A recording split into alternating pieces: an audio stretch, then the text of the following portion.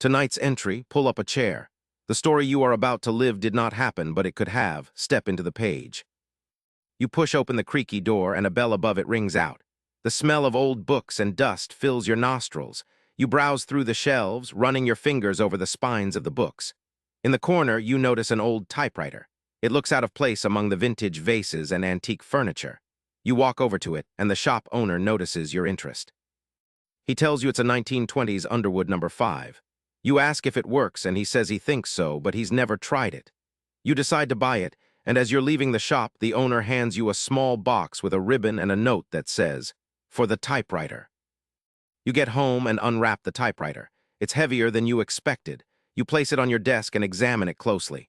The keys are yellowed and the metal is rusty in some places. You insert the ribbon and start typing. At first, it's just random keystrokes, but then you start to type out a story. It's about a woman who is murdered in her apartment. You feel a chill run down your spine as you read the words on the page. The story is vivid and detailed, with descriptions of the crime scene and the killer's motives. You wonder where this story came from. You didn't think you were capable of writing something so dark and twisted. You try to type out something else, but the words won't come. The typewriter seems to have a mind of its own. You wake up the next morning to the sound of your phone buzzing. You check the news, and your heart skips a beat. A woman was found murdered in her apartment, just like in the story you typed out the day before. You feel a sense of unease and wonder if this is just a coincidence. You try to brush it off, but the feeling lingers. You start to think about the typewriter and the story it told. You wonder if it's possible that the typewriter is somehow predicting the future. You try to type out another story, but the words won't come. You're not sure if you want to know what's going to happen next. Days pass, and you can't stop thinking about the typewriter and the story it told. You finally sit down and start typing again. This time, the story is about a man who is killed in a hit-and-run accident. You feel a sense of dread as you read the words on the page.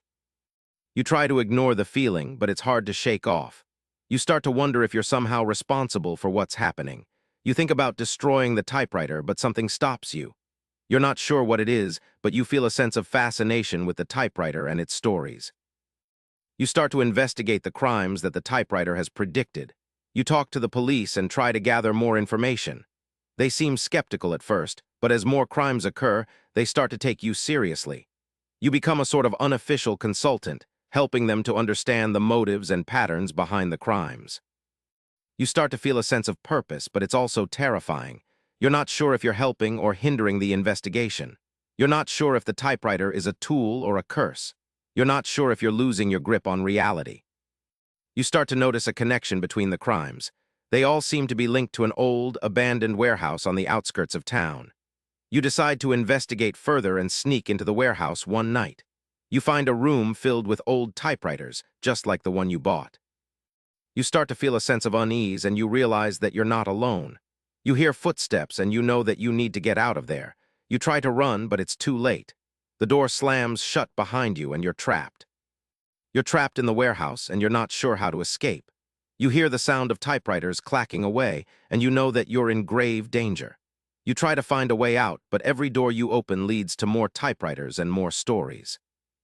You start to feel a sense of desperation, and you realize that you're running out of time. You need to find a way out of the warehouse before it's too late. You start to think about the stories that the typewriter has told, and you wonder if there's a way to use them to your advantage. You finally find a way out of the warehouse, but not before you hear the sound of another typewriter being purchased at the antique shop. You realize that the cycle is starting all over again, and you're not sure if you're the only one who knows about it. You wonder if there's a way to break the cycle, or if you're doomed to repeat it forever. Another entry, another life that was not yours. Until next time.